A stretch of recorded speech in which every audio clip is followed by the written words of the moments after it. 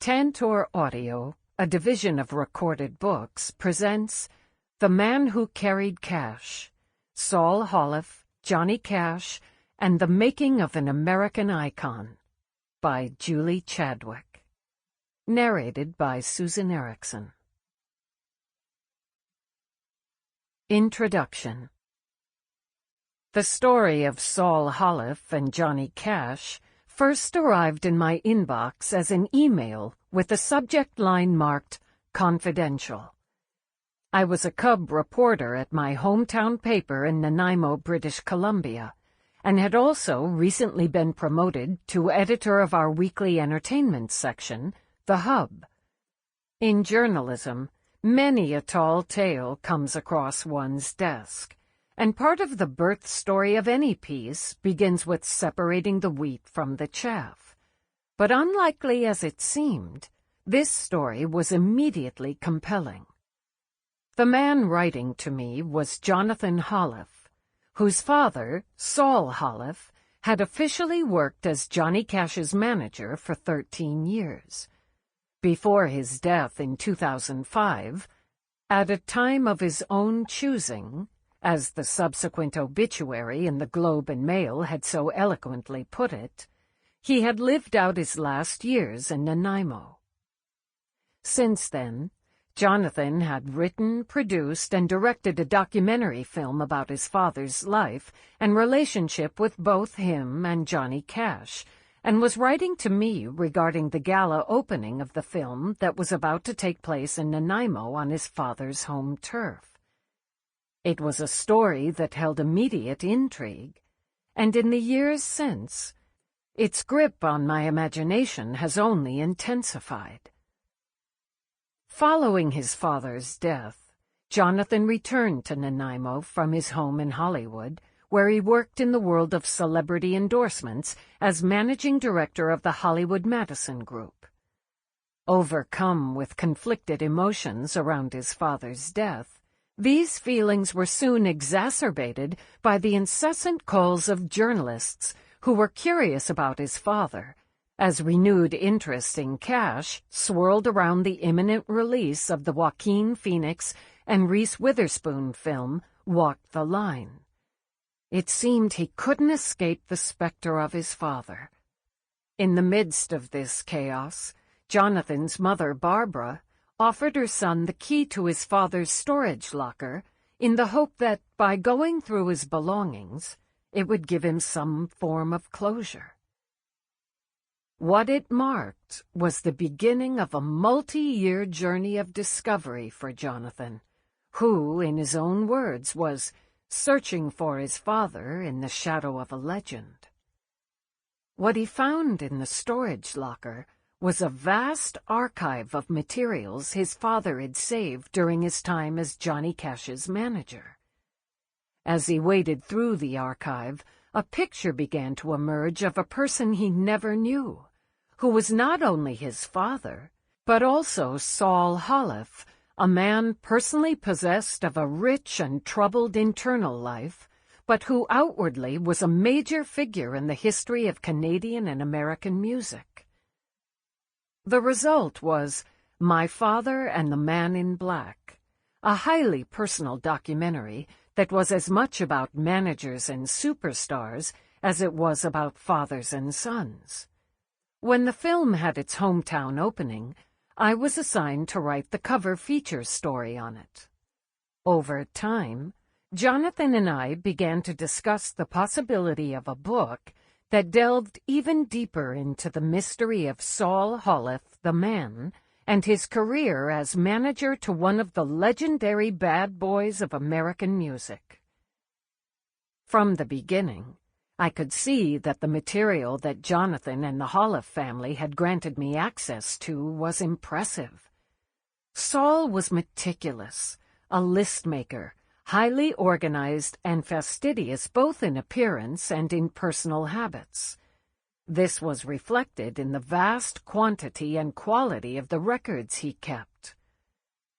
Of particular significance was a large scrapbook of the type that was built to hold newspaper broadsheets, on the front of which were a series of gold letters. Liff, as though once intended to spell out Saul's last name. Perhaps the other letters had fallen off. However, on closer inspection, it could be seen that the final letter had been amended with a pen to become an E, so instead the letters read Life. Herein was Saul's own collection of newspaper cuttings, letters, and photos he found personally significant, and it provided a sort of key to the other materials within the archive. There were detailed financial records, contracts, audio-taped phone calls with cash, audio and written diaries, letters, posters, and hundreds of photos, both candid and professional. Many of the recordings and diary entries were recorded within hours, weeks, or months of events, which in turn served to inform the book on an as-it-happened level. Though fascinating and historically significant, it is also worth noting that Saul Holiff never intended for this archive to become public. In fact, up until his death, he was busy with liquidating much of it. Most of the gold records he had earned previously as Cash's manager had been sold or auctioned off to charity, and each year he would go down into the storage locker with a garbage bag to weed out items into the trash, with a promise to his wife that he would soon whittle it down to almost nothing. It is not known how much was lost in this process, but what survived is still considerable. Through the years, into his retirement, Saul toyed with the idea of writing a book about the entertainment industry and the quirky personalities within it, but a tell-all memoir about his famous clients like Johnny Cash was never his intention. He wanted to write something that would have served as a sociological study from an insider's point of view. Not only was it not his style to do a tell-all, but also, as a highly private individual like many men of his generation, Saul rarely, if ever, revealed the turmoil, pain, and insecurities that lay behind his facade of refined success, even to those closest to him.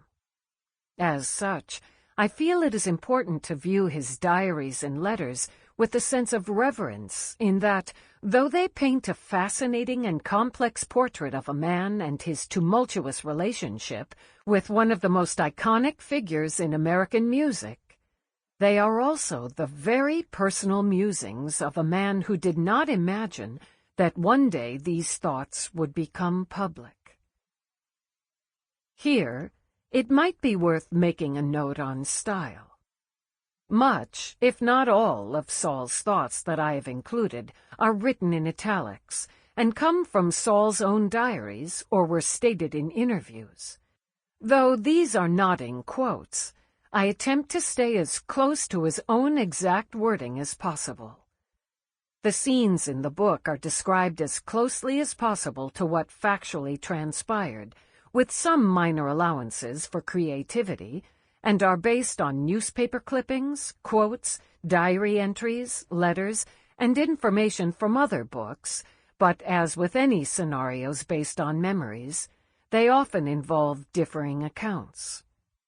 In some of these cases, I defer to Saul's perspective and descriptions, as until this point, his story has largely gone untold. It is also important to note that this book is not intended to be a definitive biography of Saul Holiff or of Johnny Cash, for that matter. There are far more qualified and intrepid writers who have shouldered the task of crafting Cash biographies with skill and nuance, and will continue to carry that story far into the future. This is, rather, the tale of a relationship between two men, in friendship and in conflict, and is as much a look into the world of music during the era of the 1950s, 1960s, and 1970s, on both a personal and professional level, as it is a meditation on modern masculinity, Perhaps it is even a cautionary tale of sorts. What stood out for me as I researched these two men's entangled lives was that though they eventually achieved the outward success and triumph they so fervently sought, it did little to heal their internal strife. Therein lies a tragedy, but also, perhaps, a warning. I hope you enjoy the story of Saul Holiff and Johnny Cash. Prologue. The sun was setting as Saul Holiff crossed the living-room floor, his shadow falling on the neatly packed bookshelves as he rounded the corner and entered his study. He looked trim in his tailored black slacks and cashmere sweater. His stride was smooth and purposeful. Despite his 79 years, he was in fairly good health, aside from a heart condition that was controlled with medication. Pulling a set of keys from his pocket, he unlocked the top drawer and pulled it open. He removed the kit from a small black leather bag and placed it on top of the desk. Methodically, he began to remove his jewelry and place it in the drawer. First, he slipped off the slim Piaget watch from his left wrist, then the thin gold wristband from his right. He struggled to loosen the wedding band that had been a fixture on his hand for 40 years. The wallet was last. He reached for the keys, just as he had done in every practice run. But something had changed. He studied the keys in the palm of his hand. Locking the drawer was pointless. He dropped them into the drawer and closed it. The curtain of dusk began to fall. As he returned to the living room, he flicked on a single lamp, which threw off just enough light to see. The leather sofa squeaked slightly as he sat. The kit he placed in the center of the glass coffee table in front of him. He went over his checklist. Sit in an upright position. Check. Eat a little food to prevent vomiting. Check. Drink a small amount of alcohol to augment the action of the drug. Check. He unzipped the kit and parted it against the surface of the table. A television flickered in the corner, but was silent. The bottle of pills clicked as he placed it on the table. He removed a black garbage bag and a large elastic band. He separated a number of gelatin capsules and lightly tapped their contents into a crystal glass, forming a mound of fine reddish powder. Using a long spoon, his actions measured, he mixed in a liberal amount of stolichnaya, his favorite vodka, and topped it off with a splash of orange juice. Then he lifted the glass to his lips and drank its contents without stopping. The garbage bag lay beside him, edges rolled up carefully over the elastic band. This part he had practiced a number of times, unrolling and re-rolling the bag until it could be brought down over his face in one smooth action. His wife, Barbara, was on the couch next to him. He turned to meet her eyes and spoke his last words. "Remember what we agreed. You stay in the bedroom and don't come out, no matter what, until this thing is over." He pulled the bag over his head and filled it with air before quickly placing the large elastic band around his throat to create a seal. Barbara was in the bedroom when she heard the noise. Perched on the edge of her mattress, plucking at a stray thread on the bedspread, she raised her head at the sound, hoping she had just imagined it. Straining to listen over the pounding of her heart, it came again, a muffled shout. The third cry brought her to her feet, and instinct forced her out the door and into the living room toward the sofa. "Do not leave the bedroom, no matter what." His last words echoed in her mind. She froze. The Seconal, a fast-acting sedative used to calm patients before surgery, was beginning to hit his bloodstream in a vodka-enhanced flood. Barbara watched in horror as Saul's arms rose and lagged in the air. She wanted nothing more than to tear that wretched thing off his head, if only to stop the sound he was making, a sound that was now etched into her mind. She stood rooted to the carpet for a moment, her hands trembling, then turned mechanically and walked back into the bedroom. The lamp on her bedside table remained dark. She turned her wedding band around and around on her finger. "I promised I wouldn't interfere. If I revive him and he ends up a vegetable or maimed in some way, no, it is impossible. He would never forgive me."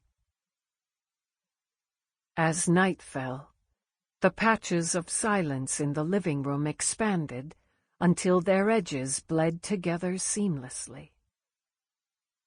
It was over. It was March 17th, 2005. After what seemed like hours, Barbara emerged from the room. The slumped figure on the couch did not stir. She knew everything had to be left exactly as it was, so she touched nothing except to gently hold her husband's hand, already cooling to the touch. She remained there for a moment, feeling the tears on her cheeks. Then she slowly rose and called the police. 1. The White Coat. Two girls huddle in a modest wood-framed house in the village of Dmitrivka, not far from Ukraine's capital city of Kiev. The shouts of men on horseback grow louder, and soon they hear the sound of hooves in the mud outside. Then the screams as the house next door erupts in flames. "It's time to run," their mother says in Yiddish, and throws each of them a coat, one white, one brown. The screen door claps shut behind them, and they tear off toward the cornfields that lie flat and green on the horizon. The youngest, Anne, sees the men on the horseback out of the corner of her eye as she runs. There are 7 or 8 of them. The sound of a gunshot cracks through the air. Her sister falls. Anne keeps running. For 4 days, Anne hides among the cornstalks with the other children, drinking cow's milk from a makeshift cup and subsisting on what grain and scraps are around until she can return home. Shchuncha, her older sister, survives, but not for long. The bullet wound in her stomach becomes infected. About a month after she was shot, she dies. "It could have been me," Anne said later. "It was the coats. They were accidentally switched.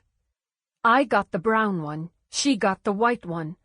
There was only a 1.5 years difference between us, so either one would have fit. And that's when she was shot, because the white coat stood out."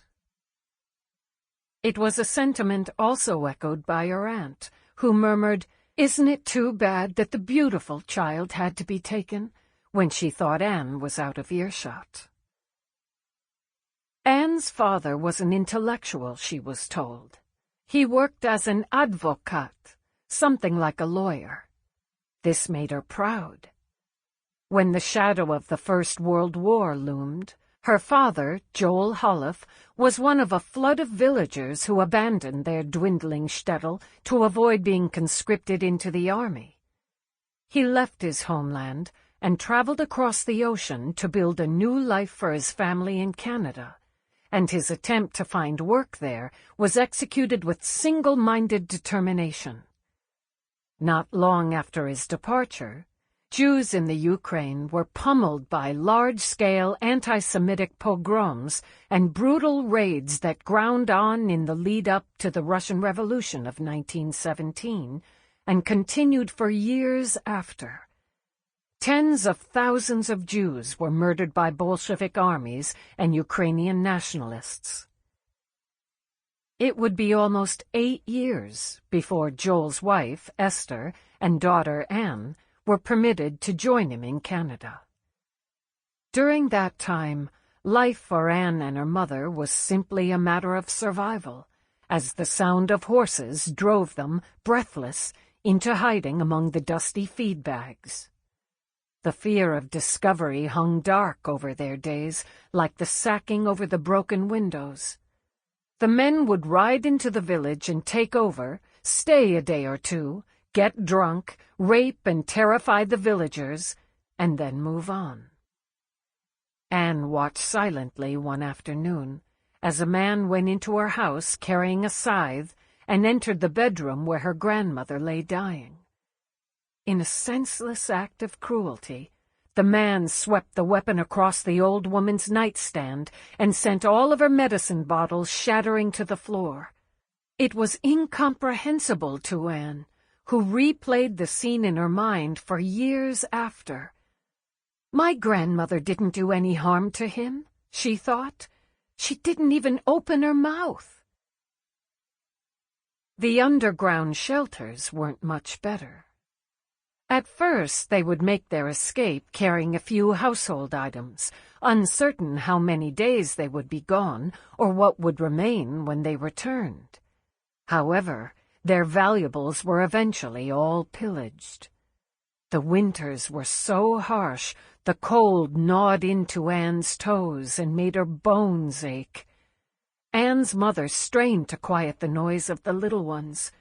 She feared for herself also, as the attractive lines of her face and her long hair meant she was a target for the marauding men. Fear hung in the air, high and sharp, mingled with sweat and moldering damp. During one pogrom, more than 200 people crammed into the shelter. When one of the infants began to squall, Anne watched as a man took a pillow and wordlessly suffocated the baby so it wouldn't give them away. Anne helped out when she could, and stood guard at the cellar door to watch for military police while her mother made bootleg liquor in the basement and then hid it in the wall to later sell to the goyim.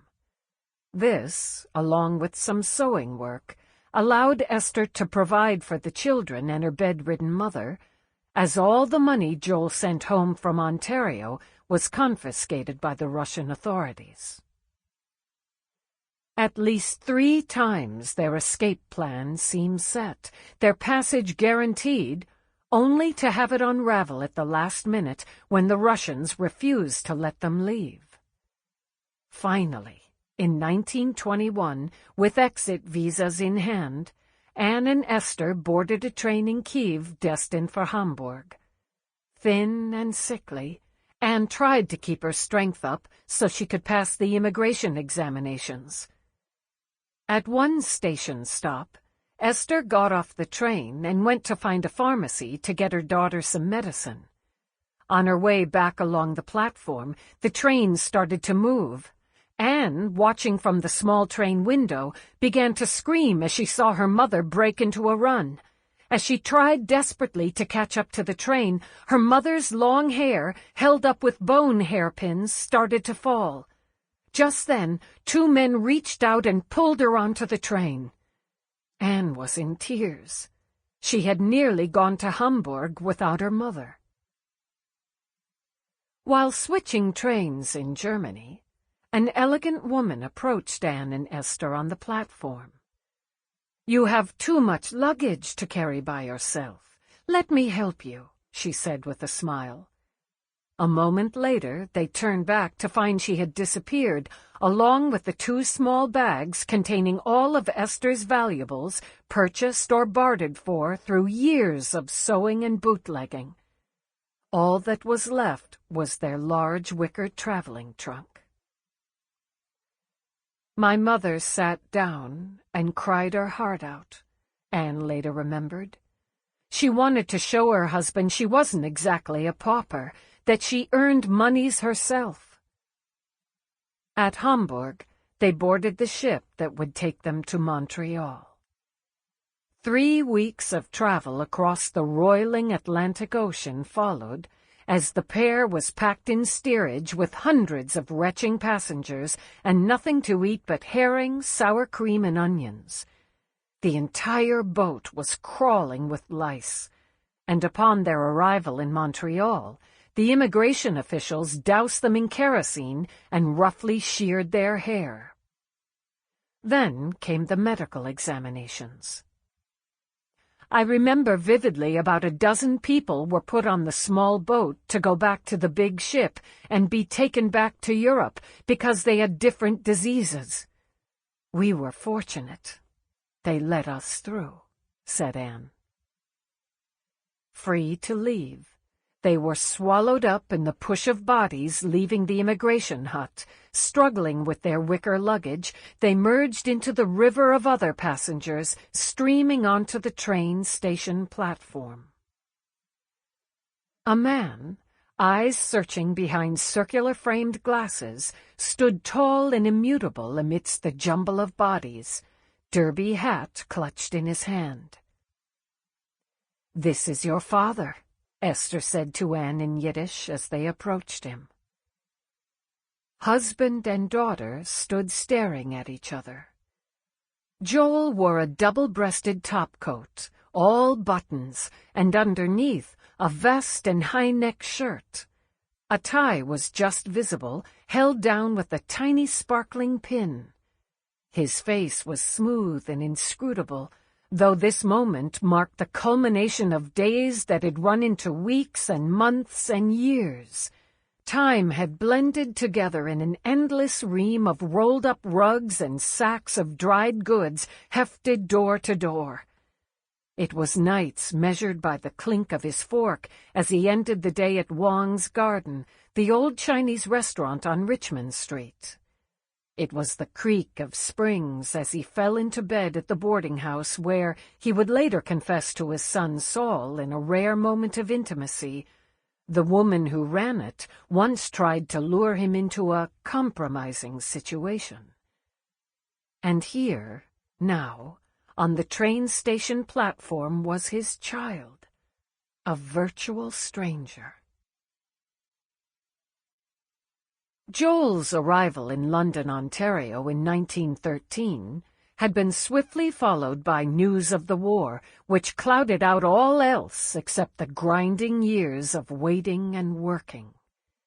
Cent by cent, the original $50 loan he had taken out was repaid, and dollar by dollar he trudged unwaveringly toward the goal of freeing his family. At first, he peddled goods on a bicycle. Then he moved to a horse and buggy until he scraped together enough money to purchase a panel truck.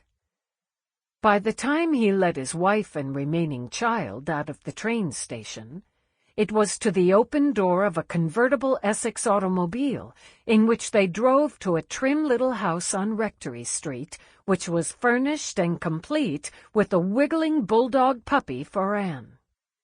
Her old doll, fashioned from a linen kitchen towel, was replaced that day with a new one. Anne remained an only child for 2 years, until her brother Morris was born in 1923. 2 years after that, her mother came home from the Salvation Army Hospital across the street with a new baby they called Israel, and who later went by his middle name, Saul. The family soon moved from Rectory Street into a large apartment above the ladies' ready-to-wear shop they owned, where both parents toiled for 13 hours a day. Anne was left to raise the boys, who were both still in diapers. Serving as nursemaid and housekeeper, cooking, making formula from scratch, and washing diapers, 13-year-old Anne often resented the lack of choice in her position as second mother. She juggled this role alongside the adjustment to life in a new country, where her family members were dismissed. Sample complete. Ready to continue?